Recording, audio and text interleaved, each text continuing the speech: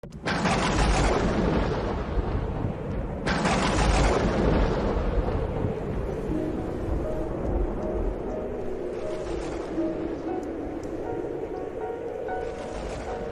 ce temps-là, Jésus disait à ses disciples, « Je suis venu apporter un feu sur la terre, et comme je voudrais qu'il soit déjà allumé, je dois recevoir un baptême, et quelle angoisse est la mienne jusqu'à ce qu'il soit accompli. Pensez-vous que je sois venu mettre la paix sur la terre? Non, je vous le dis, mais bien plutôt la division. Car désormais, 5 personnes de la même famille seront divisées, 3 contre 2 et 2 contre 3. Ils se diviseront le père contre le fils, et le fils contre le père, la mère contre la fille, et la fille contre la mère, la belle-mère contre la belle-fille, et la belle-fille contre la belle-mère. Acclamons la parole de Dieu. C'est un évangile qui vaut la peine d'être expliqué parce que, peut-être à première vue, à première lecture, il n'est pas bien compris. Le Christ est le roi de la paix. Il veut la paix. Il n'est pas un guerrier qui prend l'épée et envoie ses troupes couper des têtes comme le fera Mahomet quelques siècles plus tard. Il est le roi de la paix. Il est le Seigneur de la paix. Ce qui se passe, c'est que la paix du Christ, cette paix qu'il dit et que nous répétons dans la messe, la paix, je vous laisse ma paix, je vous donne ma paix. Ce n'est pas la paix qui vient après l'anéantissement de l'ennemi. La paix que je vous donne n'est pas la paix qui vient après avoir anéanti l'ennemi. Ce n'est pas la paix qui vient avec les chars dans la rue et quiconque bouge est abattu. C'est la paix qui vient de l'intérieur du cœur parce que ce cœur est avec Dieu. C'est la paix qui vient d'être avec le Christ, qui est la vérité, pas une vérité, mais vérité, ta vérité, ce que la majorité pense, ce que la majorité pense, ce que la majorité pense. La pleine vérité, la vérité.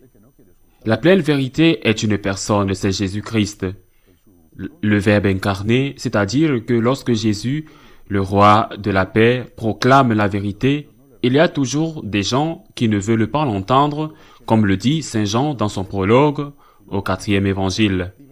Il est venu chez les siens et les siens ne l'ont pas reçu. Cet évangile est parfaitement compréhensible.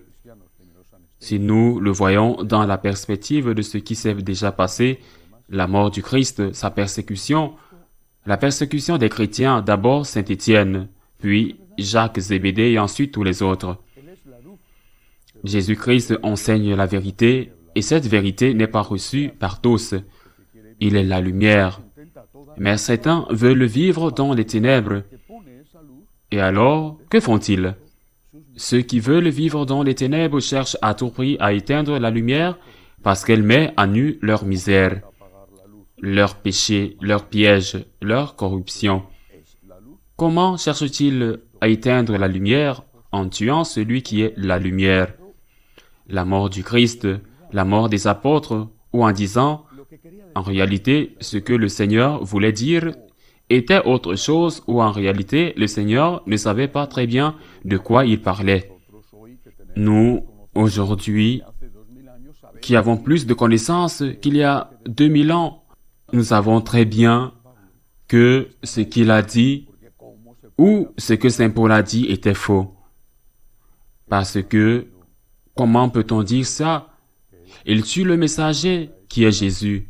Le Verbe fait chair et le tue en disant qu'il ne sait pas de quoi il parle, que nous ne devrions pas l'écouter, qu'en ceci, en cela, en l'autre, tout ce qui va à l'encontre de ce que le monde dit est faux. Il nie sa divinité, il le crucifie à nouveau. C'est pourquoi Jésus parle de venir apporter la guerre. Je relis le texte. Vous pensez que je suis venu apporter la paix sur la terre? Non, mais la division.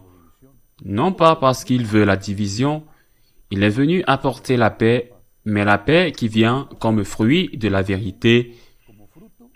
Et c'est ce que les ennemis de la lumière ne veulent pas accepter.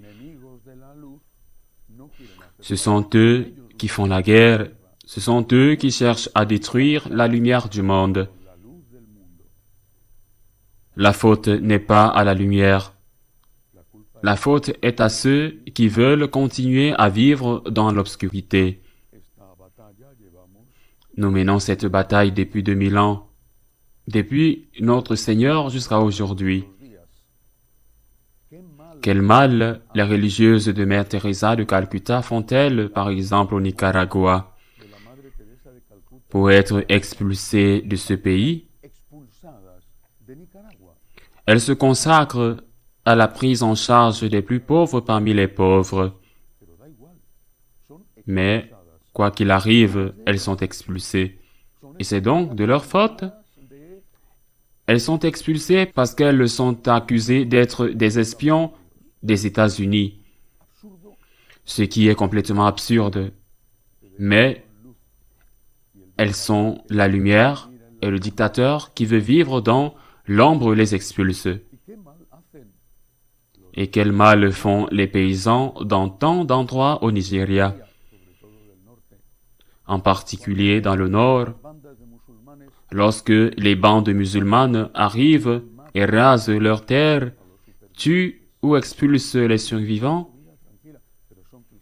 Ils veulent vivre leur vie paisiblement, mais ils sont chrétiens.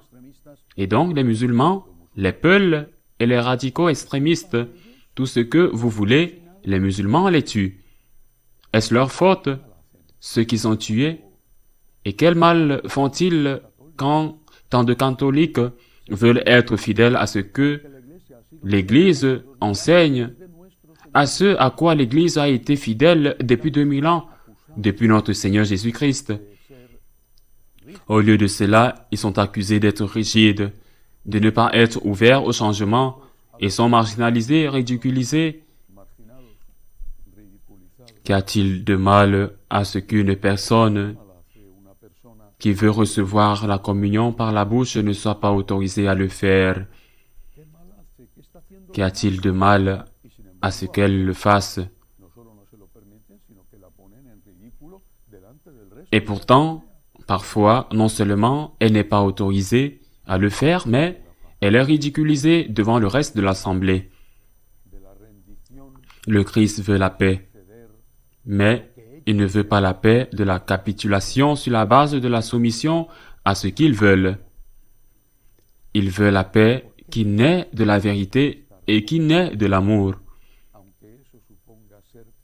Pourquoi devons-nous être avec le Christ, même si cela signifie être persécuté et être accusé de ne pas céder, d'être accusé d'être ce qui fomente la guerre alors que nous ne voulons rien d'autre que la paix? Pourquoi devons-nous le faire? Jésus le dit aussi dans l'évangile d'aujourd'hui. Et c'est très important, il dit, « Je suis venu mettre le feu à la terre, et combien je voudrais qu'il brûle déjà. » Le feu de son amour, le feu du Sacré-Cœur, le feu de l'amour brûlant pour lui, de l'amour brûlant pour celui qui nous a aimés comme personne ne nous a jamais aimés, et comme personne ne nous aimera jamais. Le feu de l'amour pour Jésus, le feu de l'amour pour Dieu, le feu de l'amour pour la Madone. Si ce feu brûle en vous, même un peu, ou si vous voulez qu'il brûle en vous de toutes ses forces, vous aurez des problèmes. Vous aurez des problèmes et en plus, on vous accusera d'être la cause des problèmes. Pourquoi? Ne pas vous taire parce que vous dites que ce n'est pas possible, que c'est mal, que vous ne pouvez pas agir de cette manière parce que nous nuisons aux autres, mais ce feu de l'amour pour Dieu vous rendra comme l'un de ces prophètes de l'Ancien Testament qui parlait contre tout le monde, mais qui ont sauvé les gens qui leur jetaient des pierres. C'est Jean-Paul II a dit, « Le monde ne sera pas sauvé par telle ou telle idée,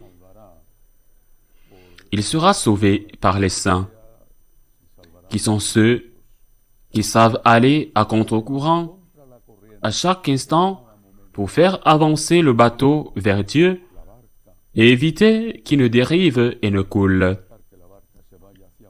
Que le feu de l'amour de Dieu remplisse nos cœurs, qu'il ouvre nos cœurs, que nous cherchions la paix, que nous cherchons et que nous soyons toujours dociles à la vérité. Ainsi soit-il.